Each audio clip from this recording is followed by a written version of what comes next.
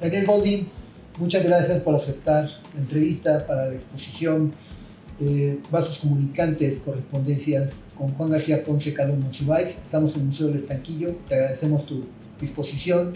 Te solicitaría que te presentaras, por favor, ante los cibernautas. No, pues muchísimas gracias primero a ti por la invitación, al propio museo por realizar una exposición en un momento como este. Me parece que es importante hablar de los vasos comunicantes porque probablemente desde una perspectiva muy fijada en la actualidad y se piense a Juan García Ponce y a Carlos Monsiváis como antípodas, y me parece que efectivamente hay vasos comunicantes, algunos más o menos visibles, otros son menos visibles, y es importante en este momento justamente hablar de esos vasos comunicantes y hablar de la pluralidad, de la diversidad y del diálogo en un momento como este, ¿no? Me preguntaba, pues, ¿quién soy? Y digo, soy Daniel Goldin, ciudadano extraño de este país, ¿no? Que se ha hecho amplio, o se ha reconocido más amplio, en parte por las figuras de Juan y de Carlos. He sido editor, he sido pues, aspirante a escritor en muchos momentos, aspirante a pintor, he sido bibliotecario, director de la Biblioteca Vasconcelos, y pues un lector de ambos, sobre todo de Juan, ¿no? ¿Cuándo conoces a Juan García Ponce? Mira, lo conocí antes de conocerlo, pues a través de la mirada de él, ¿no? Digo, yo me inicié, digamos, en vida artística viendo cuadros, viendo pinturas, específicamente pues siendo muy asiduo del Museo de Arte Moderno que entonces dirigía Gamboa, ¿no? Que era un museo pues muy vivo, en donde a cada rato había conferencias y había una sala de exposiciones de arte contemporáneo en donde estaban pues muchas de las figuras que eran amigos de Juan. Yo a Juan no lo conocía, y yo entonces pues me apasioné por esos pintores, Lilia Carrillo, Roger von Gunther, Manuel Felgueres, Vicente Rojo, Gironella, y después viajé a España, ¿no? Viajé a España vía San Francisco, vía Nueva York, un poco pues, en parte impulsado por lecturas que había hecho, por ejemplo, de Marcuse, que había traducido Juan García Ponce. Eros y Civilización. Eros y Civilización, y dos libritos que ahora no recuerdo, que se publicaron en Joaquín Ortiz, y entonces, sin conocer a Juan, pues yo me fui tratando a Europa, un poco tratando de hacer algo que Juan había después tituló en Crónica la intervención de la vida en el arte y del arte en la vida, un poco tratando de realizar ese sueño, ¿no? Buscándome y buscando en el arte, siguiendo también de alguna manera los pasos de él, porque él en algún momento viaja también a Europa y se le abre el mundo, ¿no? Obviamente yo sin conocer personalmente a Juan.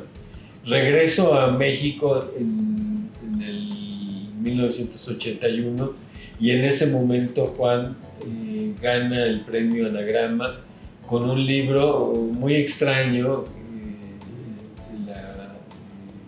La errancia sin fin, que es un texto extrañísimo que todavía no sé si entiendo bien, pero que me fascinó, sobre Borges, Musil y Klosowski.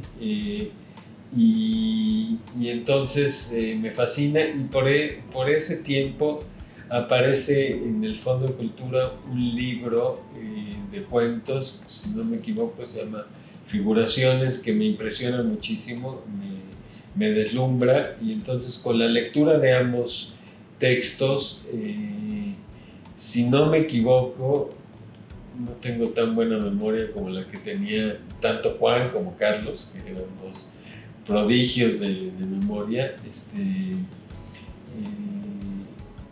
Quiero hacerle una entrevista a Juan, y entonces en la revista que en ese entonces dirigía, la revista de Bellas Artes que dirigía Federico Álvarez,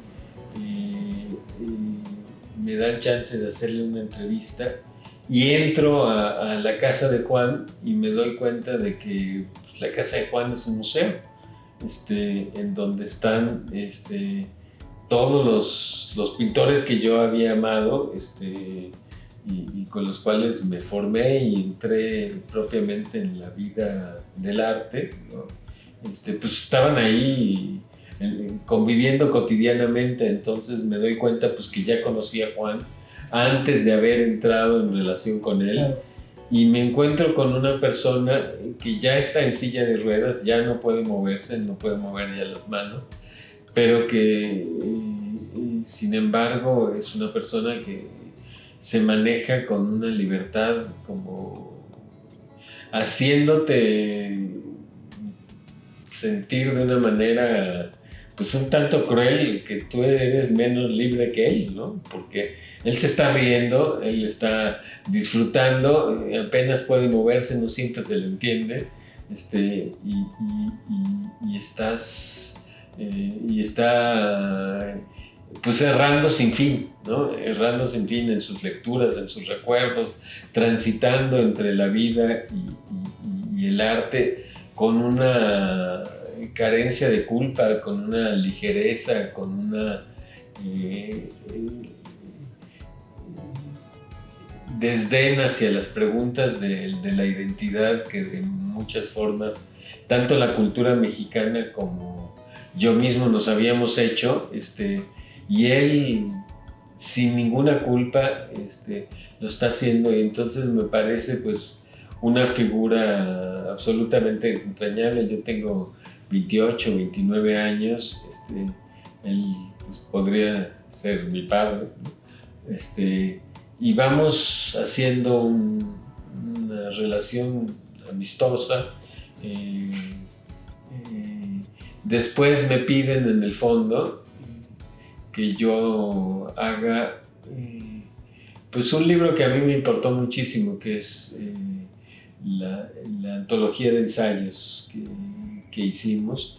Eso me permite pues, hacer un recorrido sobre toda la obra, exhaustiva de toda la obra, porque pues cuando hago un trabajo me lo tomo muy en serio, y entonces leo con muchísima pasión pues toda la obra ensayística de Juan, y además como me siento pues, muy responsable, leo toda la obra novelística de Juan, lo que estaba recién publicando, los cuentos, las pocas obras de teatro,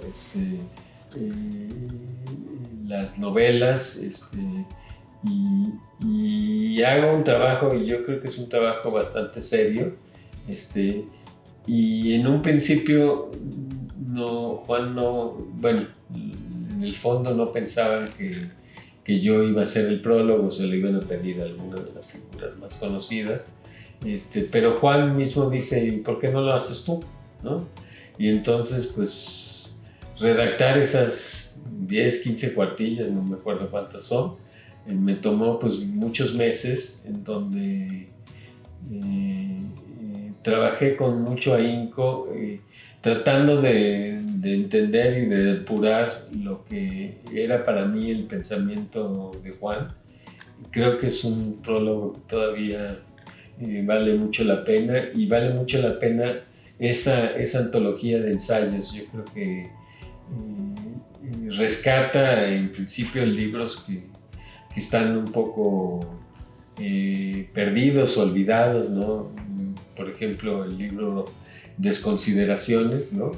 Que es quizás el libro más político de Juan García Ponce, donde muestra con mucho humor, con un despego,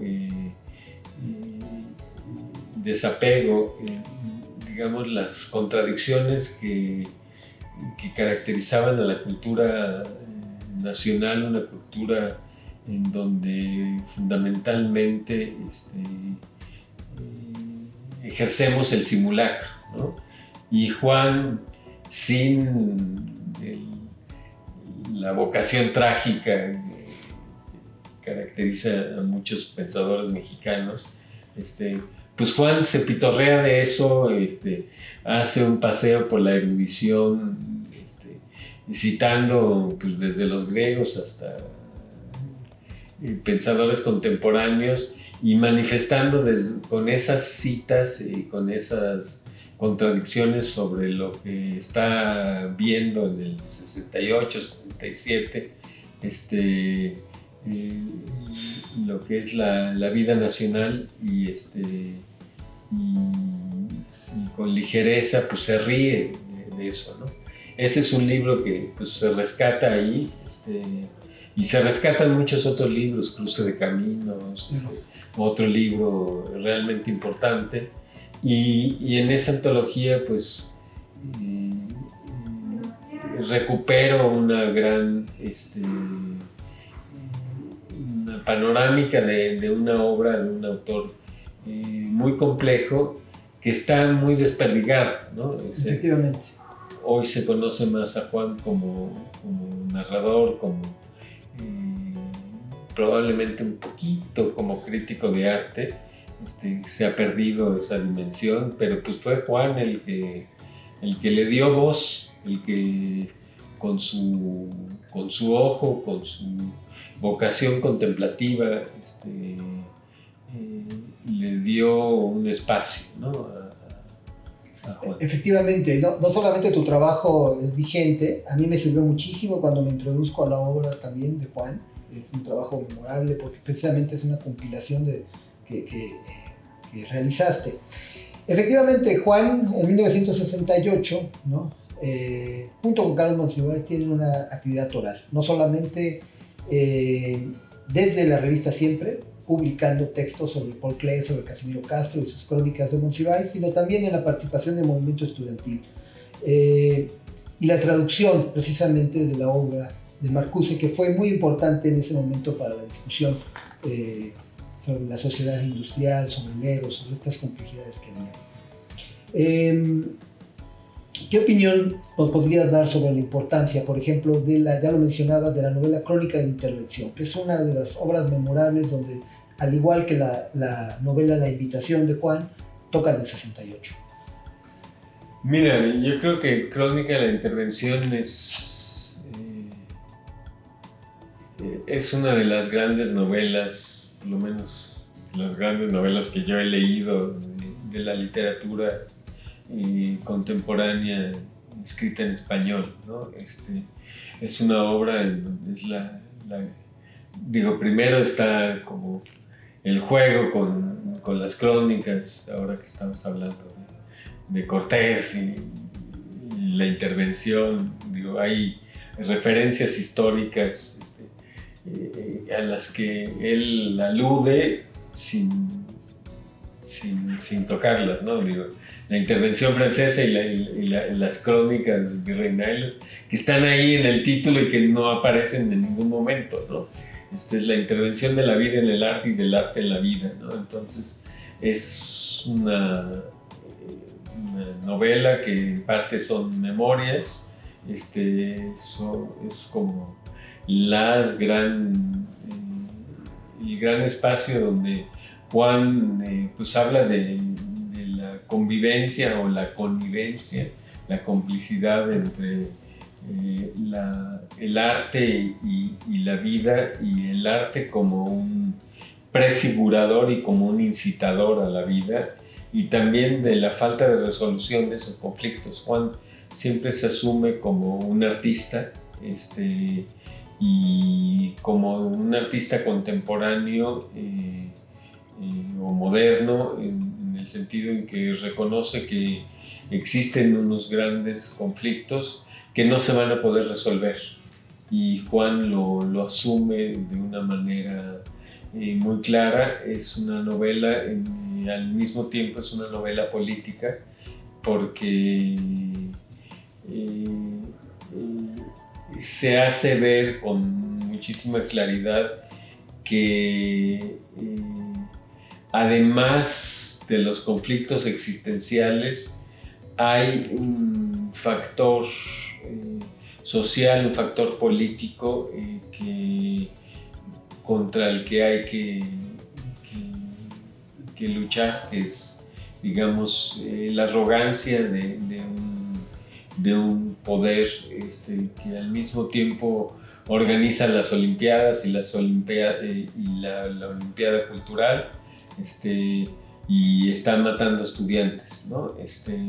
Y entonces en esa novela aparece el conflicto del 68 y se revela un poco cómo sí había que tomar posiciones políticas, sí había que hacer una toma de posición, de postura, y separarse de un régimen que es el régimen de la impostura, ¿no? Creo que justamente la convivencia de las Olimpiadas culturales y las Olimpiadas deportivas que están en el 68, pues muestran cómo había que hacer un cambio político importante. Eso se da en la novela, pero la novela es muchísimo más. Es una novela que relata la generación. Quienes tienen las claves pues pueden entender quién es quién en cada uno de esos personajes. Y ahí está Juan, y Juan pues hablando de sus amores, de sus deseos, de esa lascivia que de alguna manera caracterizaba pues la vida de Juan, y no solo de Juan, sino de ese grupo. Influencia de Klosowski. Influencia de Klosowski. Yo creo que Klosowski llega ahí después, digo. Ellos eran, sí, claro, él o Juan, sí. O algunos de ellos eran lascivos y deseosos claro. Por naturaleza, ¿no? Y Klosowski les da chance de pensar eso, ¿no? Yo creo que es importante en ese sentido, digamos. Thomas Mann o Klosowski o Marcuse abren espacios para algo que ya es preexistente, y les dan instrumentos intelectuales para entender cómo por ahí no va la cosa, ¿no?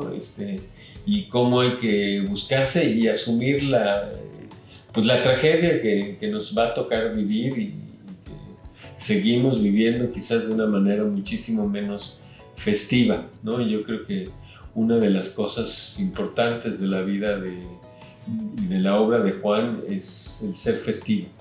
Me parece que Juan al mismo tiempo es una persona que tiene una clarísima conciencia de la complejidad del tiempo, de la condición humana, pero lo sabe vivir con un gozo, sin culpa, ¿no? Juan nace de la casta maldita de Yucatán. La llama así, lo asume así, pero no tiene ninguna culpa, asume eso, asume incluso su ser burgués, sin ningún problema, y asume algo que a mí hoy me parece también muy importante, que el ciudadano común y corriente es una persona que tiene derecho a hablar y que el artista es un ciudadano y no por ser artista tiene una voz más valiosa que la de cualquier otro ciudadano. Una y otra vez él dice, yo me expreso políticamente, pero me expreso como ciudadano y no me expreso desde el pedestal del arte, ¿no? Y a mí me parece que eso hoy en día, entre otras cosas, tiene una gran importancia, porque es reconocer al ciudadano y darle voz al ciudadano y el trato igual entre los pares, ¿no? Que a mí me parece algo importante, a pesar de que él pues, se reconoce burgués, se reconoce hiperculto, etcétera, me parece que es muy importante.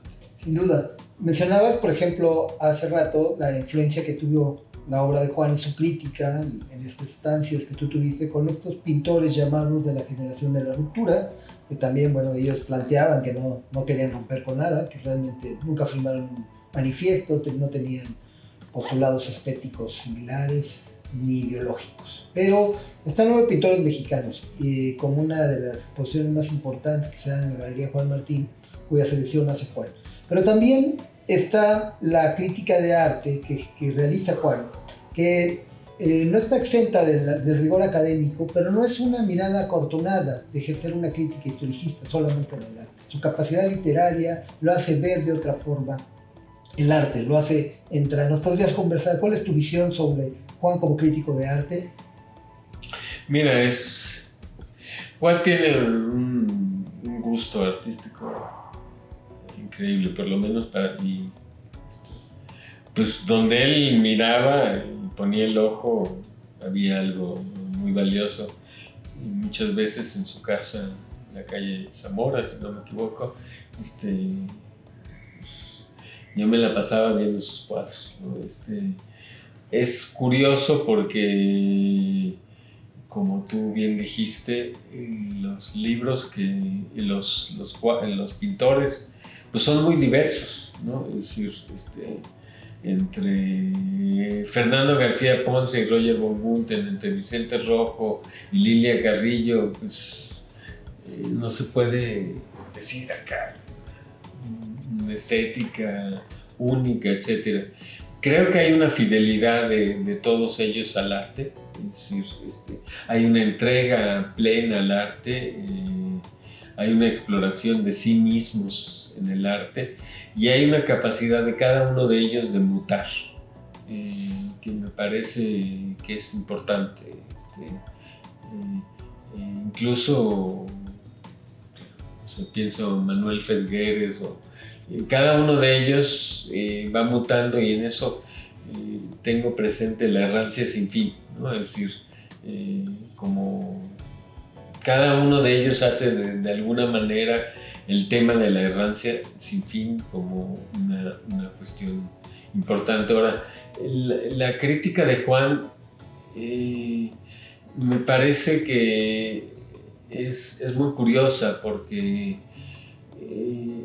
Juan escribe sobre cada uno de estos pintores de una manera en la que yo creo que los pintores no se habrían visto si no es por el ojo de Juan, ¿no? Es decir, de alguna manera les inventa un discurso, les da la posibilidad de entrar en el universo de las palabras, les reconoce obsesiones que ellos probablemente no habían tenido nombradas, y al mismo tiempo los hace dialogar entre sí. Tú miras la obra de Juan como crítico de arte y definitivamente, digo, es una persona extraordinariamente erudita, pero no tiene nada que ver con la crítica académica, con la crítica del Instituto de Investigaciones Estéticas, que trata de meterlos dentro de la historia del arte mexicano, del arte contemporáneo. Él, en ese sentido, hasta donde yo recuerdo, es como medio intemporal, a pesar de reconocer el diálogo en la historia, es un poco intemporal, y lo mismo habla de Motherwell que de Picasso, o de Paul Klee, que es otro de sus grandes amores, ¿no? Entonces yo siento que es interesante que Juan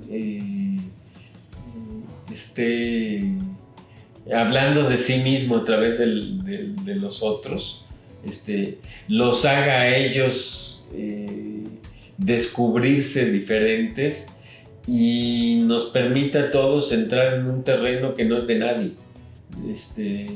Creo que esa es una de las grandes cosas que pues, nos hace perder la identidad y nos hace meternos a todos en un ambiente, en un ámbito más que en un ambiente, donde la persona es lo menos importante y lo más importante son las intensidades de la vida prefigurada, ¿no? Sí, efectivamente. Carlos Monsiváis también escribe sobre arte, y no solamente, bueno, pues ellos coinciden en este territorio, pero está el coleccionismo también y la crónica de este personaje que es Carlos Monsiváis, ¿sí? Al inicio decías que parecía arbitraria un poco la relación de dos personajes tan diferentes en apariencia, pero ambos coinciden en realizar estudios sobre arte, ¿no? Desde la perspectiva formal académica, ¿no? Pero también en el coleccionismo, ¿sí? ¿Nos podrías conversar un poco para ti qué significa que el Museo del Estanquillo realice una exposición con estos personajes? Mira, no soy un conocedor de la obra de Carlos Monsiváis, y puede ser que me tenga, digamos, un filtro que es muy probable que sea un sesgo falso, ¿no? Es decir, sé que los dos son coleccionistas. Creo que Monsi es muchísimo más goloso,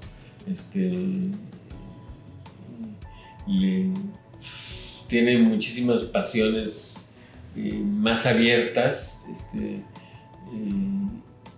Yo recuerdo alguna vez que estaba en la biblioteca de Juan, y le decía pues qué cantidad de libros, pero Juan siempre tenía unos libreros muy pequeñitos, de 1,5 metros, no sé si 1,20 de alto, ¿no? Es decir, no tenía esos libreros grandotes que tenían muchos otros. Y me dijo, yo le hice un comentario, bueno, pues uno siempre tiene, como decía Lezama Lima, una biblioteca es un proyecto de lectura, ¿no? Y Juan decía, no, yo todos los libros que tengo no solo los he leído, sino los he releído, ¿no? Y creo que Monsi no era así, ¿no? Creo que Monsi tenía libros y objetos y muchas cosas. En ese sentido es un poco como la torta mexicana, ¿no? Entonces metes el aguacate, el queso, el chorizo, el jitomate, de todo, y le das el primer mordisco y se desborda, ¿no? Los dos son coleccionistas. Creo que la colección de Juan pues es una colección que no compró, ¿no? Creo que es una colección que le regalaron los pintores, de intercambio, de no sé qué, y creo que Monsi es un ávido coleccionista, compra, selecciona, seguramente tiene muchísimos regalos, pero en ese sentido hay, digamos, los dos quieren vivir rodeados de objetos que denotan las pasiones de ellos, y me parece que eso es algo que los pone en común. Es decir, para ellos para los dos, el arte es parte de la vida cotidiana.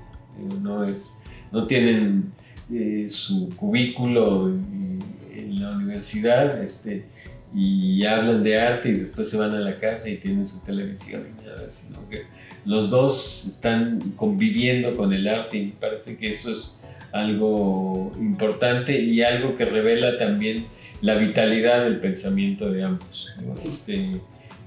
Porque con las marcadas diferencias que hay entre ellos, para ambos el arte y la cultura es una cuestión absolutamente vital. Es decir, se están jugando el día a día, ¿no? Son expresiones diferentes de una misma pasión, una misma decisión de darle a la cultura un papel central, un papel suntuario, y que me parecen absolutamente rescatables las dos. Cuando hablé contigo por teléfono para hacerte la invitación, que te agradezco hayas tomado, hablabas un poco de esta militancia del erotismo, pero esta militancia también de la defensa de los derechos y esta convicción que tuvieron tanto Juan, ¿no? A partir de su obra erótica, y no solamente el erotismo de su obra, sino también todo este universo que le rodeó en su vida privada y colectiva, ¿no? Con todos estos autores. Y también Carlos Monsiváis en la defensa de los derechos y en la apertura inclusive de ese México que era tan cerrado, tan represivo, ¿no? Sí. Y que evidentemente ambos en cada uno de sus elementos fueron abriendo brecha. ¿Nos podrías ampliar un poco esta idea que a mí me resultó vital en tu opinión? Sí, mira, Juan viene de una familia católica, se educa con los maristas. Monsi viene de una tradición más bien protestante y es muchísimo más, en lo personal, mucho más reservado, aunque tiene una militancia homosexual reservada, pero desde muy temprano, digo, yo recuerdo haber oído los programas que tenía Monsi en Radio Universidad con Nancy Cárdenas, ¿no? El cine y la crítica, si no me equivoco, ¿no? Y son de maneras diferentes, unos claros defensores de la diversidad, conjugada en el terreno de la diversidad erótica, de la diversidad de géneros, géneros en el sentido pues, sexual, pero no solo sexual. Creo que ambos saben pasar de un género a otro en el sentido también literario y en el sentido artístico, pero piensan ambos que el erotismo es una dimensión hiper importante en la vida de las personas y en un país que en ese entonces era bastante puritano. Me parece que el trabajo de ambos, el trabajo de pensamiento de ambos es muy importante. Cuando uno ve las fotos del movimiento del 68, creo que apenas uno se da cuenta de la atmósfera que era eso. Muchos de los estudiantes van con corbata, ¿no? Es decir, hoy creo que es inaudito que alguien vaya con corbata a la universidad, ¿no? Pero y más bien están pintándose y toda clase de tatuajes y todo eso, pero eso revela un poquito de qué manera pues se ha abierto la diversidad y se encarna en el cuerpo. Y yo creo que en buena medida se encarna porque tanto Juan como Monsi hacen, y muchos otros, ¿no? Digo, desde luego Paz, Cuesta de una manera mucho más trágica, etc. Hacen una defensa de que las cosas tienen que pasar por el cuerpo y tienen que pasar por la relación con los otros y con el otro. Es decir, y creo que eso es muy importante. Es decir, los dos, el erotismo tiene que ver con el cuerpo, pero con el cuerpo que transmigra en el discurso, que se relaciona con el otro y se puede relacionar, creo que en el caso de Juan es muy evidente, también solo a partir de la contemplación, pero siempre es con el otro, no es una contemplación onanista o autista, es una contemplación con el otro y me parece que eso abre también pues, oportunidades de reconocimiento a muchas personas. Creo que ambos han sido pilares fundamentales para vivir en ese México tan diverso, tan rico, tan trágico que es el México contemporáneo. Sí, pues está la relación de ambos también ya lo mencionabas, con la generación de Casa del Lago, ¿no? Con Emilio Pacheco, con Salvador Elizondo, pero también está la escritura con los contemporáneos, ¿no? Ya lo citabas, Cuesta con Villorrutia, que ambos se encargan de realizar una revisión, no es casual, ¿no? Que ambos coincidan en esta situación. No sé si tú quieres añadir algo más, Daniel. Yo solamente quiero agradecerte que nos hayas hablado de tu experiencia. Yo solamente te pediría, ¿cuál es la convivencia con Juan en estas cenas tan interesantes que tú eras privilegiado de tener para cerrar y que quieres añadir algo más?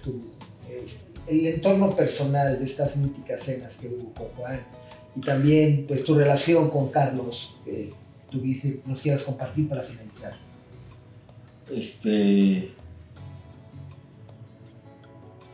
Mira, yo no diría que son míticas. Yo tenía unas cenas con Juan donde en algún momento casi siempre cenábamos solos. En algún momento me acompañó, no sé, pienso en Christopher Domínguez o mi mujer en aquel entonces, Andrea Markovich, o creo que Alejandro Katz, pero pues eran cenas que teníamos solitos, estaba ahí, casi siempre eran papas fritas con un filete. Yo entonces no sabía que tenía hepatitis C, entonces tomaba con él y creo que las últimas borracheras que tuve en mi vida fue con él. Poco tiempo después descubrí que tenía hepatitis C y entonces ya no volví a tomar. Entonces eran unas cenas pues muy placenteras. Hablábamos pues de literatura, hablábamos de pintura. Yo pues un poco le preguntaba muchas cosas, ¿no? Se reía, comentábamos alguna cosa de la actualidad, pero básicamente pues yo quería hacerme parte de una generación con la que pues, tuve relaciones de amistad, pero que que lo viví con ellos, ¿no? De Vicente Rojo, de Roger von Bunten, de Manuel Filgueres, gente que para mí es absolutamente entrañable. Quizás habla de mi falta de ubicación temporal, los sentía a ellos mucho más cercanos que a muchas personas de mi generación, ¿no? Coincidimos en eso. Entonces, me parece que es importante, eran unas escenas de amistad y creo que parte de las cosas que tiene la relación de amistad es que pues el gozo de estar juntos y celebrarlo. A mí después fui descubriendo que Juan me quería, ¿no? Y que me reconocía y que se sentía bien a gusto conmigo y pues yo que me sentía más bien invisible y siempre me siento un poco invisible, pues le agradecía mucho a Juan que me reconociera, que me viera, y le reconozco incluso pues, a las dos Meches, a Meche, su exmujer, y a Meche, su hija, pues que me invitaran a participar, y me da muchísimo gusto. Y quisiera cerrar con una reflexión que tú hiciste sobre la generación de contemporáneos y después la generación de la ruptura. Yo creo que pues pocos momentos tan importantes en la cultura mexicana como la generación de contemporáneos, ¿no? Que es también una generación en donde están figuras pues muy disímbolas como la generación de la ruptura, ¿no? Hay gente muy prolífica y hay gente menos prolífica, con todas las variedades sexuales, etcétera, gente muy abierta al mundo, y básicamente todos con una vida muy trágica, ¿no? Pienso en alguien que tanto Monsi como Juan pues respetaron mucho y estudiaron mucho y lo tenían muy presente. En Jorge Cuesta, quizás uno de los pensadores más importantes del siglo XX mexicano, menos conocido, su labor polémica, su labor un poco cuestionadora de lo que para mí caracteriza a la cultura nacional, que es un poco el simulacro, ¿no? Ambos, Cuesta trata de romper y de decir vamos a hablar con claridad.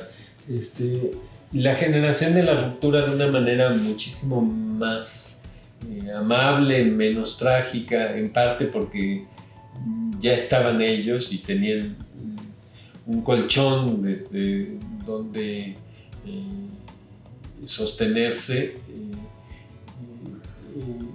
vive y amplía el ámbito de la diversidad, para dejarnos un México un poquito más transitable, más habitable. Ahí está la presencia de Salvador Novo en Carlos Monsiváis, que es toral, obviamente, ¿no? Sí,